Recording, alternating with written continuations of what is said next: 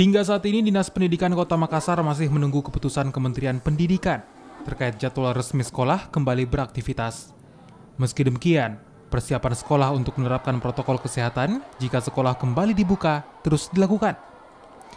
Beberapa peraturan yang akan diterapkan antara lain penambahan jumlah wastafel untuk cuci tangan, penyediaan hand sanitizer, pengukuran suhu tubuh, penyemprotan desinfektan, serta penerapan social distancing dengan menambah jarak siswa di dalam kelas.